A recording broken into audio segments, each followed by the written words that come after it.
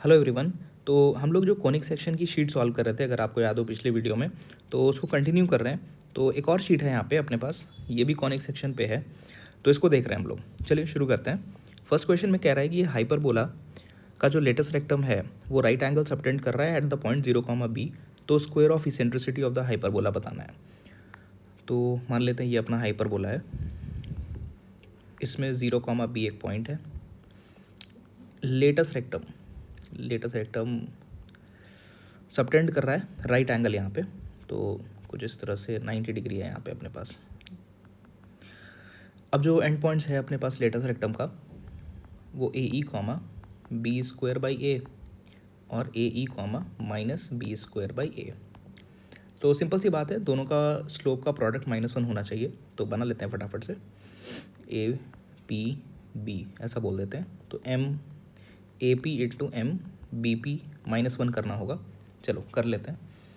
B² minus B/AE into -B² इसका product -1 है। Simplify करना होगा तो ये तो लग रहा है A-B इंटू A+B के फॉर्म में। देखो यहाँ पे ध्यान से, इसको A बोलो और इसको B बोलो, तो यहाँ पर A+B है और ये A-B है, तो ये हो जाएगा A² -B², तो B⁴/A² और इक्वल टू में -A²E², है ना। सिंप्लीफाई कर लेते हैं। माइनस एडजस्ट कर लिया तो B⁴/A² minus B² equal to A²E², B² common ले लिया, तो यहाँ से B²/A² -1 इक्वल टू A²E², है ना। और फर्दर सॉल्व करते हैं इसको। तो B² की जगह आप लिख सकते हो, ये हाइपरबोला है ना, तो B² की जगह आप लिख सकते हो A² E² -1 और यहाँ पे भी A² E² -1 divided by A² -1 equal to A²E²। A² गया, ये स्क्वायर यहाँ गया। अब पूरी तरह से ई में इक्वेशन है और ई ही मांग रहा है आपसे, स्क्वायर ऑफ ई मांग रहा है। सॉल्व कर लेंगे। तो सॉल्व करने के बाद आपको E² मिल जाएगा 2 + -√2।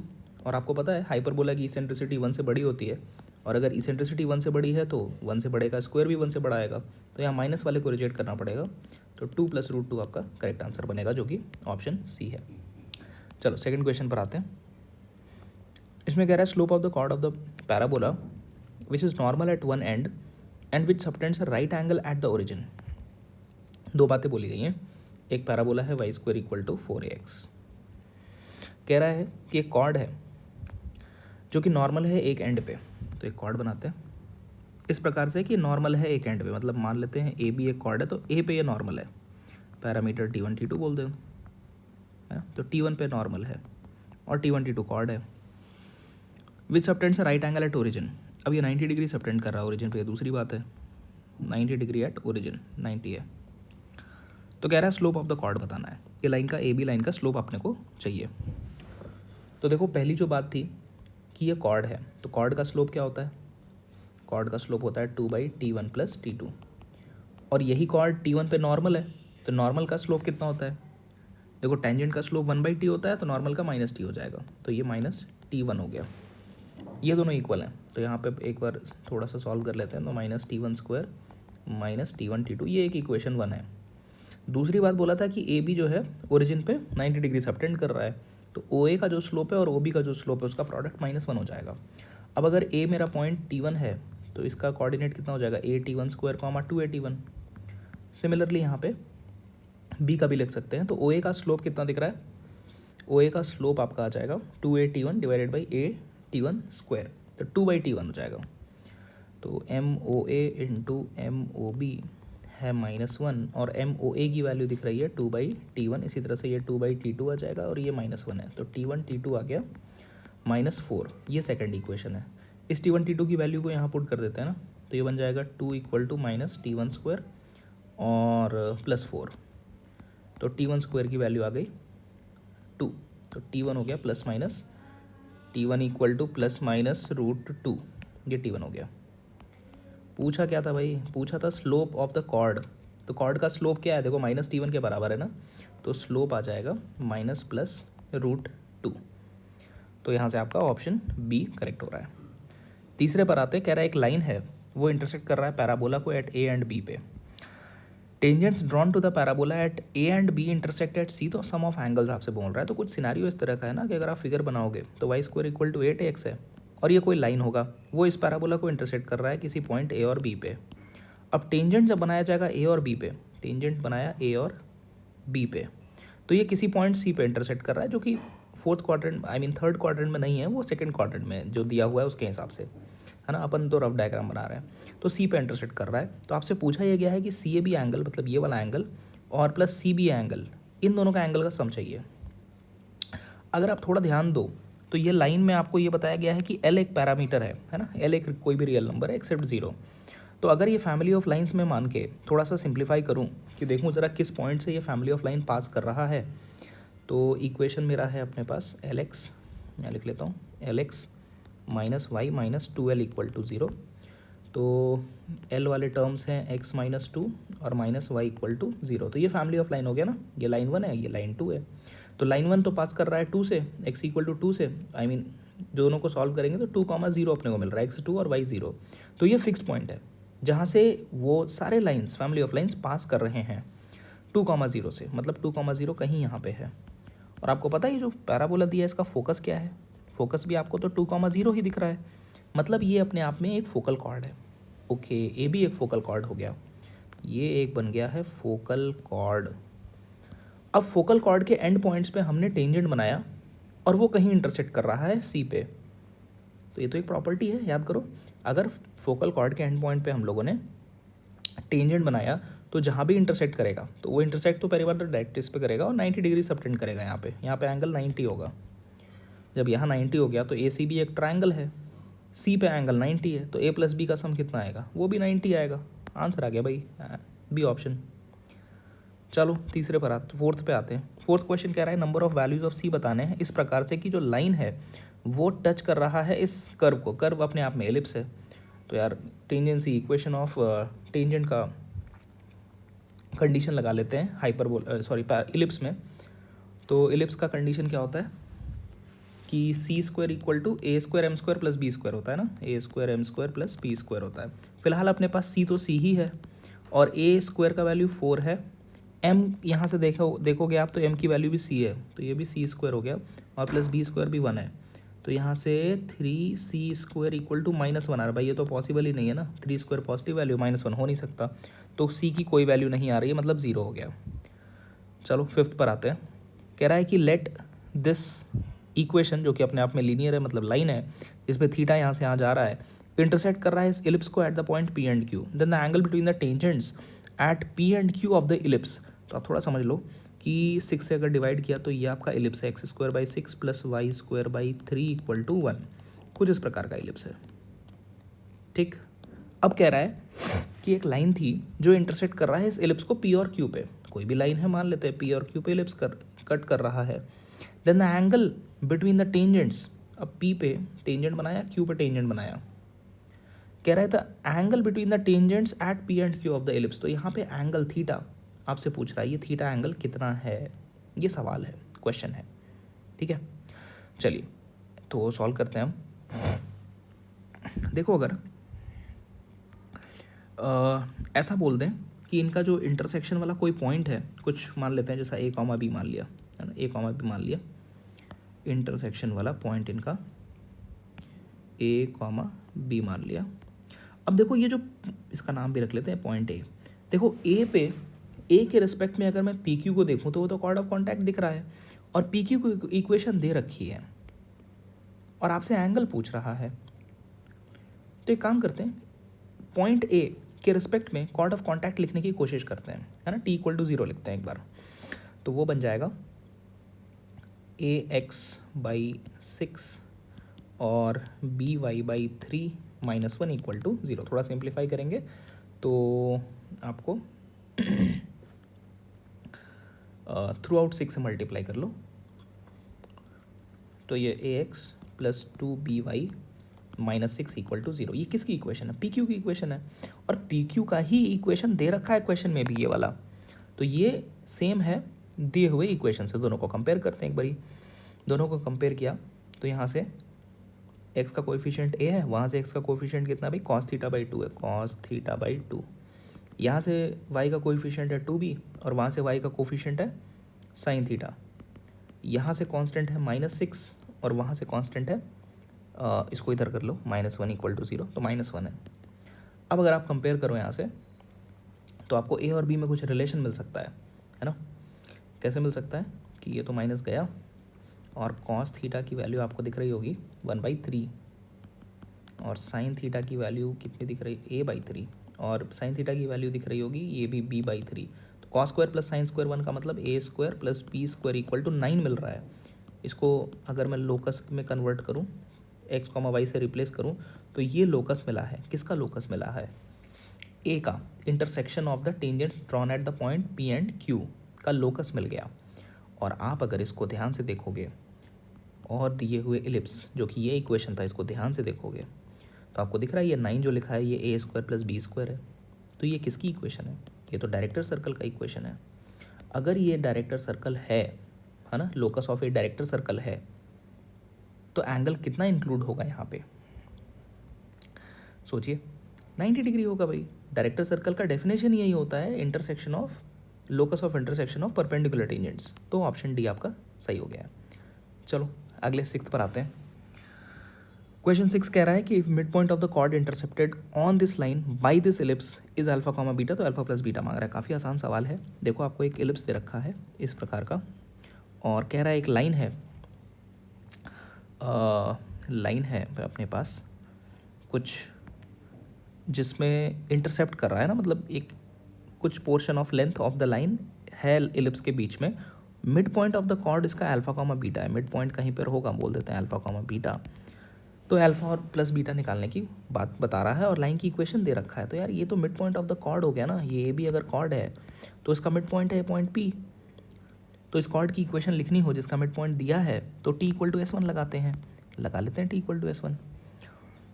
तो ये अपना एलिप्स है, पॉइंट अल्फा बीटा लगा रहे हैं, टी इक्वल टू S1। तो ये हो जाएगा alpha x/4 plus beta y/9 -1 equal to S1 means put the point. तो alpha square by 4 plus beta square by 9 -1। थोड़ा सिंप्लीफाई कर लेंगे। तो ये जो इक्वेशन मिला ये किसका इक्वेशन है? ये दिए हुए लाइन का ही इक्वेशन है। बस कंपेयर करेंगे तो अपने को अल्फा और बीटा मिल जाएंगे। चलो कंपेयर कर लेते हैं। तो कोएफिशिएंट ऑफ x यहाँ से है अपने पास अल्फा बाई 4, और वहाँ से है 9। यहाँ से है y का कोएफिशिएंट बीटा बाई 9, और वहाँ से है y का कोएफिशिएंट -4, और कांस्टेंट यहाँ से आपको दिख रहा है, कितना दिख रहा है? Alpha square by 4 plus beta square by 9 divided by, वहाँ से कांस्टेंट 13 है, और आपको मांगा है क्या? अल्फा और बीटा। तो बस इन दोनों को सॉल्व करेंगे तो अल्फा और बीटा की वैल्यूज़ बड़े आराम से आ जाएंगी, है ना? एक बार इन दोनों को सॉल्व कर लो, एक बार इन दोनों को सॉल्व कर लो, और मिल जाएगा। तो अल्फा और बीटा की वैल्यूज़ यहाँ पर अपने पास जो आनी चाहिए वो आनी चाहिए अल्फा इक्वल टू 1 और बीटा इक्वल टू -1। तो इनका सम आ जाएगा 0। 0 इसका सही ऑप्शन आंसर है। ठीक है, आप सॉल्व कर लेना आराम से इसको। 7th पर आते हैं। कह रहा है equation of the minor axis of the ellipse दे रखा है। माइनर एक्सिस का इक्वेशन है, लेंथ ऑफ माइनर एक्सिस बताया है √5, फुट ऑफ डायरेक्ट्रिक्स बोल रखा है 2,3। तो आपसे तमाम चीज़ें पूछी हैं, इलिप्स का equation, eccentricity, major, minor, length of letter axis सब बता सकते हैं हम लोग। चलिए बताते हैं एक बार। तो कह रहा है minor axis of the ellipse दे रखा है। माइनर एक्सिस दिया है x + 2y = 3। Length of minor axis मतलब 2b दे रखा है √5। फुट ऑफ डायरेक्ट्रिक्स दे रखा है। आप अगर सोचो एक स्टैंडर्ड इलिप्स के बारे में, अगर ये माइनर एक्सिस है तो मेजर एक्सिस क्या होगा? इसके परपेंडिकुलर लाइन होगा। और जो फुट ऑफ डायरेक्ट्रिक्स बता रहा है वो क्या है? वो ये वाला पॉइंट है 2,3, है ना? मैं जस्ट एक स्टैंडर्ड केस लेके सोचने की कोशिश कर रहा हूँ कि क्या इन्फॉर्मेशन गिवन है और उसको हम कैसे यूज़ कर सकते हैं। तो माइनर एक्सिस जब दिया है तो मेजर एक्सिस लिखा जा सकता है ना। मेजर एक्सिस क्या होगा? इसके परपेंडिकुलर लाइन होगा। परपेंडिकुलर लाइन लिखने के लिए 2x - y + k = 0 लिख लिया। और ये जो मेजर एक्सिस है ये तो 2,3 से पास करेगा, तो 2,3 इसमें हम पुट कर सकते हैं। पुट करो भाई, तो यहाँ से आपको k की वैल्यू मिल जाएगी -1। मतलब अपना मेजर एक्सिस का इक्वेशन आ गया। मेजर एक्सिस का इक्वेशन है 2x - y - 1 = 0। ठीक है, चलो मेजर एक्सिस आ गया। अब आपको लिखना था इलिप्स। जब इलिप्स लिखना है तो एक्सिस है अपने पास दोनों, माइनर एक्सिस का लेंथ भी है, बस मेजर एक्सिस का लेंथ और मिल जाए तो काम हो जाएगा, है ना। अब मेजर एक्सिस का लेंथ कैसे निकालेंगे? देखो, मेजर और माइनर एक्सिस का जो इंटरसेक्शन है वही सेंटर कहा जाता है ना, यही आपका सेंटर है। तो एक बार मेजर और माइनर को सॉल्व करेंगे तो सेंटर आ जाएगा। सॉल्व कर लेते हैं। दूसरे में 2 से मल्टीप्लाई किया तो 4 + 1 5x हो जाएगा, और -2y + 2y कट गया, और ये है 2 + 3 5 = 5। तो x = 1 है, और x 1 पुट कर रहे हैं तो y की वैल्यू भी 1 आ रही है। मतलब सेंटर के कोऑर्डिनेट्स आ रहे हैं, सेंटर इज़ 1, 1। अच्छा, सेंटर अगर 1, 1 है तो सेंटर से ये जो फुट ऑफ डायरेक्ट्रिक्स की दूरी है ये तो a/e होती है ना, a/e होती है। इसको लगा लेते हैं। तो इसका दूरी आ जाएगा 2 - 1 1 और 3 - 2 4, √5 आ जाएगा। √5 जो दूरी है वो a/e की है। अच्छा, a/e का वैल्यू है, और अपने को निकालना a है। e को कैसे एलिमिनेट करें? देखो, आपको पता है रिलेशन, इलिप्स की बात हो रही है, तो b² = क्या हो जाएगा? b² = a² 1 - e² होता है ना, ये रिलेशन होता है। इसको यूज़ करते हैं। तो b² है अपने पास, b है √5/2 यहाँ से, है ना। तो b² हो जाएगा 5/4। तो इसमें 5/4 रखा, = a² और 1 - e², है ना। और अब आप चाहो तो, आपको क्या चाहिए था? आपको a चाहिए था, तो आप चाहो तो e की वैल्यू यहाँ से ले सकते हो। e = a/√5, उसको यहाँ पुट कर लेते हैं। तो 5/4 a² और 1 - e² हो जाएगा a²/5। ठीक है, यहाँ सॉल्व करेंगे a मिल जाएगा अपने को। तो a आ रहा है √5/√2। a आ गया अपने पास। तो अब हम लोग इलिप्स की इक्वेशन लिखने को रेडी हैं, है ना। इलिप्स की इक्वेशन लिखना कैसे है? यहाँ पे देखो, जनरल फॉर्म यूज़ करना पड़ेगा। अगर कोई भी पॉइंट आप x, y मान रहे हो, यहाँ पे कोई भी पॉइंट x, y मान रहे हो, तो इसका मतलब जो x होता है वो डिस्टेंस फ्रॉम माइनर एक्सिस होता है ना। तो माइनर एक्सिस से डिस्टेंस लिखेंगे, जो कि ये माइनर एक्सिस है। तो x + 2y - 3, और इससे डिस्टेंस डिवाइडेड में √5 आएगा, है ना, इसका स्क्वायर। अब माइनर से लिखा है आपने डिस्टेंस, तो डिवाइडेड में आपको major axis, semi major axis का स्क्वायर लिखना पड़ेगा। सेमी मेजर एक्सिस a है, इसका स्क्वायर हो जाएगा 5/2 प्लस, अब मेजर एक्सिस लिख रहा है ना, ये y लिख रहा है, ये x था। y मतलब distance from the major axis, तो डिस्टेंस फ्रॉम मेजर एक्सिस हो जाएगा 2x - y - 1 divided by √5 whole square, और डिवाइडेड बाई आपको b² लिखना पड़ेगा। तो b था √5/2, हो जाएगा 5/4 = 1। ये है अपना इलिप्स का इक्वेशन। तो एक बार मैच कर लेते हैं ऑप्शन से मिल रहा है कि नहीं। अच्छा, ये थोड़ा सिंप्लीफाई कर लिया इन लोगों ने, थोड़ा सिंप्लीफाई कर लो। तो √5 का स्क्वायर 5 हो जाएगा, 5 और 25 हो जाएगा, 25 उधर भेज देंगे, तो ये हो जाएगा 2 times this square plus 4 times this square = 25। यही है क्या ऑप्शन में? 4 टाइम्स इन लोगों ने 2x + 2y - 3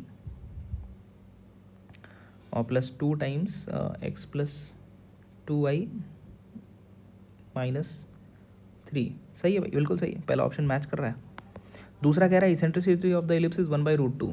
चलो, इसेंट्रिसिटी तो यहीं से निकल जाएगा, अभी निकाला हम लोगों ने। e = a/√5। जब a आ गया है तो यहाँ रख देते हैं √5/√2 और √5, तो इसेंट्रिसिटी आ रहा है 1/√2। ये आ गया अपना, b भी सही हो गया। दूसरा कह रहा है major axis is, major axis 2a होता है, कहाँ गया ये रहा a, तो 2a हो जाएगा √10, बिल्कुल सही है। अगला कह रहा है लेंथ ऑफ लेटस्ट रेक्टम। तो लेंथ ऑफ लेटस्ट रेक्टम कितना होता है? इलिप्स के केस में 2b² है, वो भी आप निकाल लेना, मेरे ख्याल से वो भी आ ही जाएगा, यही, ये भी सही है। चलो अगले पर आते हैं, 8th पे। 8th कह रहा है कि एक रे है y = 2, स्ट्राइक कर रहा है इस पैराबोला को a पे, and after reflection it passes through a point b on the axis of the parabola and normal eight point a meets the parabola. देखिए, समझते हैं थोड़ा सा। ये कह रहा है एक y² = 4x पैराबोला है, एक रे है y = 2, एक रे y = 2, कुछ इस प्रकार से होगा, y = 2। कह रहा है strike the parabola and after reflection it passes through a point b on the axis. तो आफ्टर रिफ्लेक्शन इसके एक्सिस में पॉइंट b से पास करेगा। तो भाई देखो, अगर कोई भी एक्सिस के पैरेलल रे आ रही है तो वो फोकस से ही जाएगी, तो बी का कोऑर्डिनेट तो फोकस हो गया, और फोकस इसका है 1,0, तो बी आ रहा है 1,0, ठीक है। And normal at a point A meets the axis of the parabola at C. अब कह रहा है कि ये लाइन y इक्वल टू 2 थी, y इक्वल टू 2 है, तो इसका कोऑर्डिनेट का y कोऑर्डिनेट तो 2 है, और पैराबोला का equation y square equal to 4x में y2 रखोगे तो x की वैल्यू आ रही है 1। अब कह रहा है ये पॉइंट ए है, कह रहा है नॉर्मल एट पॉइंट ए। अब ए पे नॉर्मल बनाना है भाई, ए पे जैसे ही नॉर्मल आप बनाओगे, नॉर्मल बनाओगे, कह रहा है meets the parabola at some point C, तो सी के कोऑर्डिनेट भी चाहिए, तो 1,2 पे नॉर्मल लिखना है, सिंपल सी बात है, और एक्स एक्सिस का सॉल्व कर लेना है, कर लेते हैं। तो वाई स्क्वायर का derivative 2y dy by d x equal to 4 हो जाएगा। तो यहाँ से स्लोप ऑफ टेंजेंट आ रहा है 2/y1, तो स्लोप ऑफ नॉर्मल हो जाएगा -1। तो नॉर्मल की equation y minus y1 equal to m x minus x1, और कह रहा है c के लिए सॉल्व करो, तो c के लिए मतलब x एक्सिस मतलब y0 पुट कर लेते हैं, तो -2 इक्वल टू -1 x माइनस 1, तो यहाँ से x की वैल्यू आ रही है 3, मतलब c के कोऑर्डिनेट हो गए 3,0, तो ये c सही है। और a अपना 1,2 था, तो ये गलत है और ये भी गलत है, तो 8th का b और d करेक्ट ऑप्शन बन रहा है। चलिए 9th पर आते हैं। क्वेश्चन 9 कह रहा है from A point on this hyperbola, जो कि हाइपरबोला है, 2 टेंजेंट्स बनाए गए हैं इस पे, ये क्या है, इलिप्स है, and the corresponding chord of contact meets this, ये क्या है, ये पेयर ऑफ लाइन्स है, at points q and r. तो तमाम चीज़ें पूछी गई हैं, एक एक करके सब करते हैं इसको सॉल्व। देखो सबसे पहले तो कह रहा है कि from A point on this hyperbola, तो इस हाइपरबोला पे एक पॉइंट मान लेते हैं, इस पे पॉइंट मान सकते हैं a secant theta comma b tan theta, ठीक है, एक पॉइंट मान लिया। 2 tangents are drawn to this, 2 tangent बनाए गए हैं इस पॉइंट से, भाई ये पॉइंट मान लिया, ये मान लेते हैं जो इलिप्स दिया है वो है, इस पे 2 टेंजेंट बनाए गए, and the corresponding chord of contact, इसका जो कॉर्ड ऑफ कॉन्टैक्ट बनेगा कह रहा है वो मीट कर रहा है किसी 2 पेयर ऑफ लाइंस को। ओके, तो कॉर्ड ऑफ कॉन्टैक्ट की बात कर रहा है, तो chord of contact a b का इक्वेशन लिख ही लेते हैं। तो ए बी का इक्वेशन तो t इक्वल टू 0 से आ जाएगा, ये रहा पॉइंट, और इलिप्स की इक्वेशन लगाते हैं। चलो भाई, तो ये बनेगा x by a secant theta plus y by b tan theta equal to 1, ये किसकी इक्वेशन आ गई, ए बी की। अब कह रहा है ये जो ए बी है वो इस पेयर ऑफ लाइन को मीट कर रहा है at point q and r. Okay, तो पहले तो ये पेयर ऑफ लाइन देखो है क्या, ये है y equal to plus minus b by a into x बोल सकते हैं। तो इन दोनों का जो इंटरसेक्शन है ए बी का और इस लाइन का, पेयर ऑफ लाइन का, वो पॉइंट है क्यू और आर। तो यार इन दोनों को सॉल्व करेंगे तो क्यू और आर तो मिल ही जाएगा, और आगे ऑप्शंस में पूछ रहा है मिड पॉइंट लोकस चाहिए क्यू आर का वगैरह वगैरह, मतलब क्यू आर तो चाहिए ही होगा। चलो निकाल लेते हैं फिर। तो अब ऑब्जेक्टिव ये है कि 1 एंड 2 को करेंगे सॉल्व, तो अपने को 2 पॉइंट्स मिलने वाले हैं, है ना, क्यू और आर। करते हैं सॉल्व। तो यार y की वैल्यू यहाँ रख लेते हैं, तो x by a secant theta, और y है plus minus b by a x, और ये है tan theta by b equal to 1। तो यहाँ से x मिल रहा है, x की वैल्यू क्या आ रही है, x आ रहा है a टाइम्स a उधर जाएगा, और अपने को मिलेगा सीकेंट माइनस प्लस टैन बोल सकते हैं ना। तो इसके करस्पॉन्डिंग y क्या आ जाएगा, तो y आ जाएगा यार ये plus minus b by a times x. तो plus minus b by a times x का मतलब ये है कि ये एक तो आ जाएगा b secant theta minus tan theta, और दूसरा वाला minus b secant theta plus tan theta. चलो, तो मतलब q और r के जो पॉइंट्स हैं वो मैं लिख देता हूँ साफ साफ, क्या मिल रहे हैं अपने को। q के पॉइंट में बोल सकता हूँ a times सीकेंड theta minus tan theta, comma b times सीकेंड theta minus tan theta, और r के जो कोऑर्डिनेट है वो दूसरा वाला साइन उठा लेता हूँ, तो वो कोऑर्डिनेट आ जाएगा a times सीकेंड theta plus tan theta, comma minus b times सीकेंड theta plus tan theta. अब चलो क्यू और आर आ गया है, अब ऑप्शंस पर आते हैं। देखो पहला वाला ए कह रहा है कि locus of mid point of q are, तो बड़े आसान सी बात है, क्यू आर का मिड पॉइंट निकाल के एच कॉमा के बराबर करके लोकस के लिए सॉल्व कर लेंगे। तो मिड पॉइंट इसका कितना है भाई, x1 plus x2 by 2 plus करेंगे तो टैन गया, सीकेंड रह जाएगा, तो यहाँ से एच ए सीकेंड थीटा आ जाएगा कॉमा में, यहाँ से बचेगा माइनस का बी टैन थीटा, सीकेंड गया यहाँ भी। चलो तो यहाँ से यार सीकेंड थीटा मैं लिख सकता हूँ एच बाई ए और टैन थीटा मैं लिख सकता हूँ माइनस के बाई बी। और आपको पता है secant square minus tan square तो 1 होता है, तो ये x square by a square minus y square by b square equal to 1। तो एक हाइपरबोला आ गया। ऑप्शन में क्या दिया है? सेम ही दिया भाई।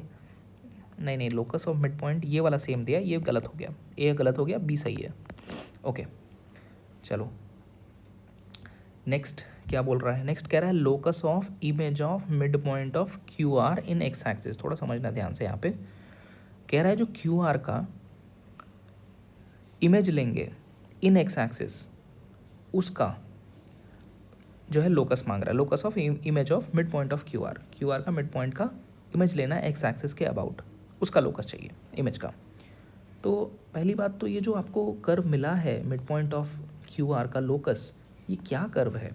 क्या ये एक हाइपरबोला है? क्या हाइपरबोला एक्स और वाई दोनों के एक्सिस के अबाउट सिमेट्रिक है ये? बिल्कुल। तो अगर आप एक्स एक्सिस के अबाउट इमेज ले भी लोगे, मान लो ये एक पॉइंट है जो आपने लिया, इसका एक्स एक्सिस के अबाउट इमेज लोगे तो कहाँ आएगा? क्या वापस कर्व पर आएगा? हाँ आ तो रहा है। तो मतलब जो इसका इमेज का भी लोकस बनेगा वो सेम ही तो कर्व है, तो सेम ही आंसर है भाई, उसके लिए भी कुछ सॉल्व भी नहीं करना है। अच्छा तो ये सी बिल्कुल सही है। अगला कह रहा है locus of foot of perpendicular from this point two the Q R is this. अब देखो क्यू आर का जो लोकस है वो एक हाइपरबोला है ना, और कह रहा है इस पॉइंट से बना रहे हैं। तो पहली बात तो ये जो पॉइंट है ये आप सॉल्व करोगे तो क्या पॉइंट दिख रहा है आपको? क्या ये फोकस ही है? हाँ ये तो गिवन उसका फोकस ही है। तो अगर फोकस से आप फुट ऑफ परपेंडिकुलर बनाते हो टेंजेंट्स पे, जो सॉरी क्यू आर पे, यहाँ पे जब गिराओगे आप फोकस से फुट ऑफ परपेंडिकुलर गिराएंगे आप क्यू आर पे, तो उसका लोकस क्या मिलेगा? तो ये तो डेफिनेशन ऑक्सिलरी सर्कल का है ना भाई, ऑक्सिलरी सर्कल। ठीक है, तो ऑक्सिलरी सर्कल का इक्वेशन क्या हो जाएगा? ये तो वही लिखा है x square plus y square equal to a square. चलो तो ये भी सही हो गया बात। चलिए अगले सवाल पर आते हैं, 10th पे। 10th में कह रहा है इसेंट्रिसिटी ऑफ दिस एलिप्स, जिसमें ए बी से बड़ा है और दोनों पॉजिटिव हैं। ए बी 1 नहीं है, 1/√2 दे रखा है। अच्छा इसे इसका इसेंट्रिसिटी दिया हुआ है, लिख लेते हैं इसेंट्रिसिटी। तो एलिप्स का इसेंट्रिसिटी 1/√2 दिया है, जो कि मैं लिख सकता हूँ 1 माइनस बी स्क्वायर, जो कि है log b whole square by log a whole square. तो यहाँ से log b by log a का होल स्क्वायर का वैल्यू मिल जाएगा। ये अंडर रूट में था ना, तो इसको स्क्वायर लगा देते हैं, तो 1 माइनस 1/2 1/2 आ रहा है ये चीज़, इजी चीज़ का वैल्यू। आगे इन्होंने बोला है कि ई जो है वो इसेंट्रिसिटी है इस हाइपरबोला का, तो ई स्क्वायर ग्रेटर देन किससे होगा पूछना चाह रहे हैं। तो यार हाइपरबोला का इसेंट्रिसिटी तो होता है ई स्क्वायर, लिख लेता हूँ। तो ई स्क्वायर हो जाएगा 1 + 1 log a base b whole square. तो इसको थोड़ा सिंप्लीफाई करूँ तो ई स्क्वायर आएगा 1 + log b whole square by log a whole square. और ये वैल्यू तो है अपने पास पहले से, तो 1 + 1/2 मतलब ई स्क्वायर का वैल्यू आ रहा है 3/2 मतलब 1.5। लेकिन इन्होंने पूछा ये है कि ई स्क्वायर ग्रेटर किससे है, तो यार 1.5 ये तो गलत हो जाएगा ना। अब पूछ रहा है कि इस किससे बड़ा है, तो 1/2 से बड़ा है, 2/3 से भी बड़ा है, और 5/4 छोटा है भाई 3/2 से, तो इससे भी बड़ा है। तो बी सी और डी इसके करेक्ट ऑप्शंस हो गए हैं। ठीक है, तो आज के वीडियो में इतना ही रखते हैं, इसको आगे हम लोग कंटिन्यू सॉल्व करेंगे नेक्स्ट वीडियो में।